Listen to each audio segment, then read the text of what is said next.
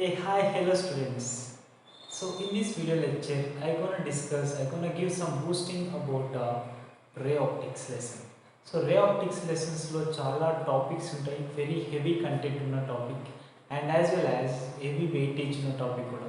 So ఈ heavy weightage ఉన్న టాపిక్స్లో most ప్రాబబుల్గా repeat అవుతున్న టాపిక్స్ ఏంటి, ఆ టాపిక్స్ మీద ప్రాబ్లమ్స్ ఎలా అడుగుతాడు, ఆ ప్రాబ్లమ్స్ లాస్ట్లో ఎలా డిస్కస్ చేస్తామని చూద్దాం. అంటే మీకు ప్రాబ్లమ్ చెప్తాను, ప్రీవియస్ ఇయర్స్లో లెక్చర్స్ అంటే ప్రీవియస్ ఇయర్స్లో వచ్చిన ప్రాబ్లమ్స్ ఈ టాపిక్ మీద పర్టికులర్గా ఈ కాంబినేషన్ ఆఫ్ లెన్సెస్ అనే టాపిక్ గురించి ఈరోజు డిస్కస్ చేస్తాం. ఈ కాంబినేషన్ ఆఫ్ లెన్సెస్ అనే టాపిక్ మీద ఎలాంటి ప్రాబ్లమ్స్ అడిగిండు అనేది ఈ వీడియోలో చూద్దాం.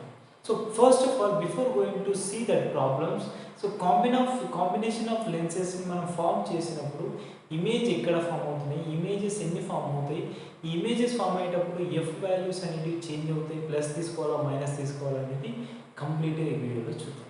Okay, so combination of lenses మనకి మోస్ట్లీ చాలాసార్లు ప్రీవియస్గా అంటే మనం చాలా లెసన్స్లో చూసాం. కాంబినేషన్ ఆఫ్ లెన్సెస్ అంటే కాంబినేషన్ ఆఫ్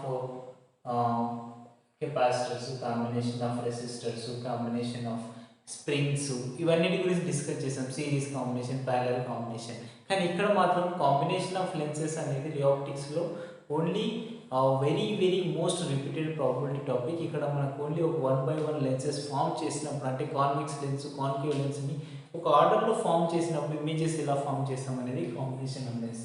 సరే ఇక్కడ సిరీస్ ఉంటుందా, ప్యారలల్ ఉంటుందా, అలాంటివి ఏమి ఉండవు.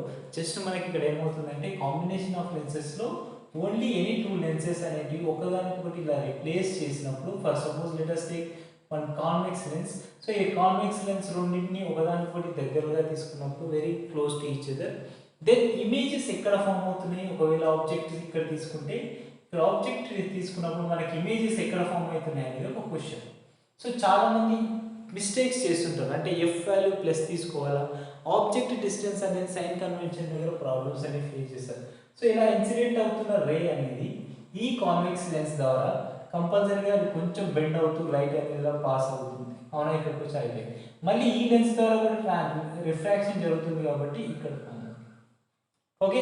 కానీ యాక్చువల్గా ఫస్ట్ లెన్స్ ద్వారా ఇక్కడ నుంచి వస్తున్న లైట్ అనేది ఎలా వెళ్తుంది, ఇక్కడ బెండ్ అయిపోయింది కదా ఆల్రెడీ. ఈ బెండ్ అయిన లైట్ అనేది ఇక్కడ మళ్ళీ బెండ్ అవుతుంది కదా. కానీ యాక్చువల్గా ఈ లెన్స్ ద్వారా వస్తున్న లైట్ అనేది ఇక్కడ somewhere it will be passing the image is, let us take the image is I or I1. ఒక ఇమేజ్ ఫామ్ అయింది డ్యూ టు దిస్ లెన్స్ 1. ఈ లెన్స్ 1 ద్వారా మనకు ఇమేజ్ I1 అనేది ఫామ్ అవుతుంది.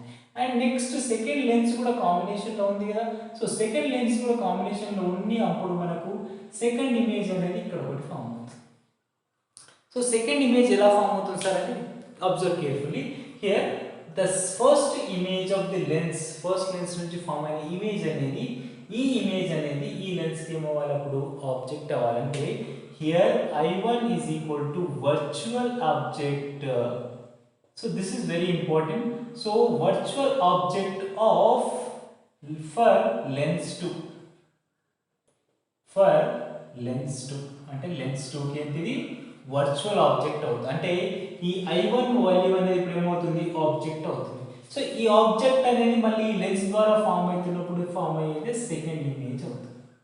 సో ఇప్పుడు ఇమేజ్ వాల్యూస్ని ఎలా తీసుకోవాలి, ఆబ్జెక్ట్ వాల్యూస్ని ఎలా తీసుకోవాలి అనేది చూద్దాం.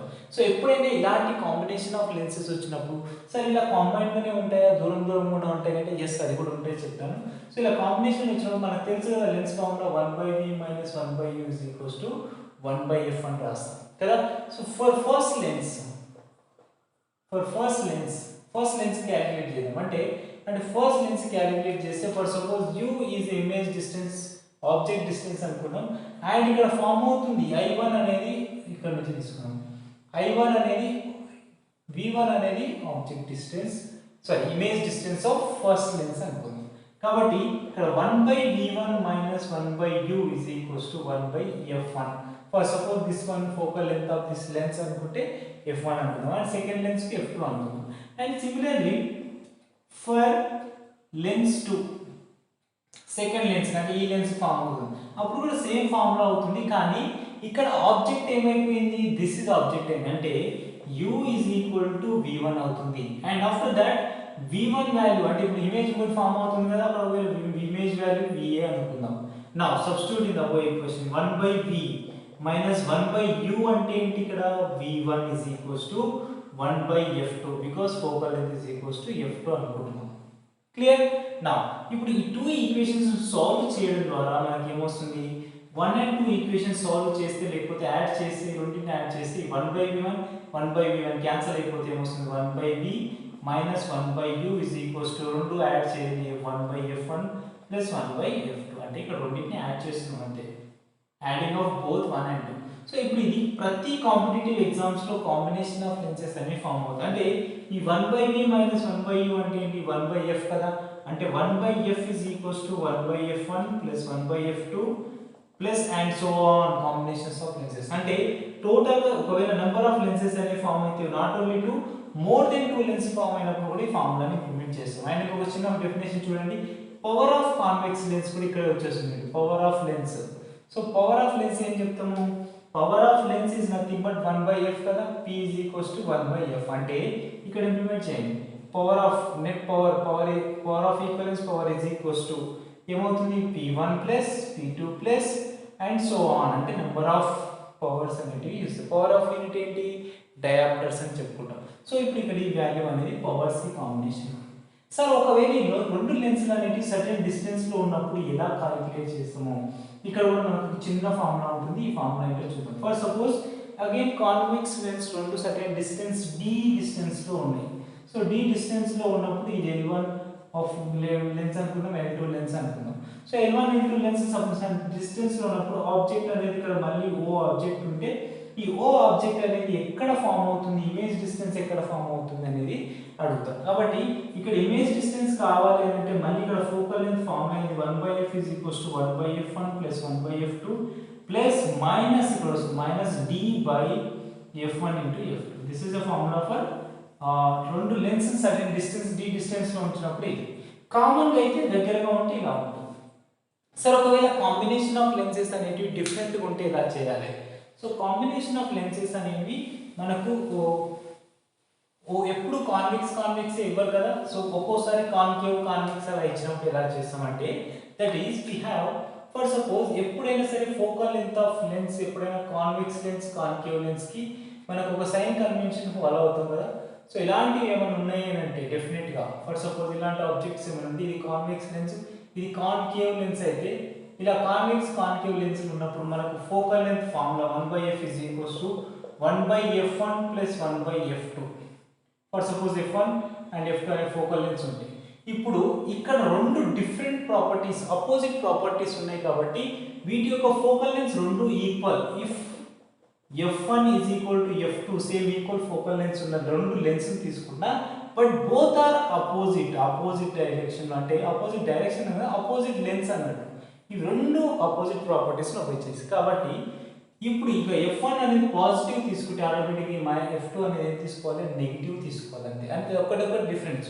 సో ఎప్పుడైనా కాన్వెక్స్ లెన్స్ కి ప్లస్ కాన్కేవ్ లెన్స్ వచ్చిందంటే minus. So focal length of lens is f is equals to -30 centimetres అంటారు. అంటే ఏమనుకోవాలి ఇండైరెక్ట్ గా మైనస్ వాల్యూ ఉంది కాబట్టి ఫోకల్ లెంగ్త్ ఏమవుతుంది that is concave lens. Okay now so ఇప్పుడు ఇక్కడ సబ్స్టిట్యూట్ చేస్తే 1/f is equals to 1/f1 minus 1/f2. ఒకవేళ f1 is equal to f2 అనుకున్నాం కాబట్టి the focal length of the lens is equals to 0 అవుతుంది. that implies focal length is equals to ఏమవుతుంది infinity అవుతుంది. Correct? అంటే ఇక్కడ మనకు వచ్చే వాల్యూస్ అనేవి ఇలా ఉన్నాయి. అంటే మనకి ఇక్కడ ఫోకల్ లెంత్ 0 అయిపోయింది కాబట్టి పవర్ ఏమవుతుంది 1/f కాబట్టి that is 0. Power of lens is 1/f అంటే 0 అవుతుంది. So simple. సో ఇప్పుడు ఇలాంటి డిస్టెన్స్ ఫార్ములా వచ్చినప్పుడు ఇలా యూజ్ చేయాలి. ఒకవేళ ఇక్కడ రిఫ్రాక్టివ్ ఇండెక్స్ కూడా వచ్చిందనుకో ఇన్వాల్వ్ అయితే d/mu కూడా తీసుకుంటాం.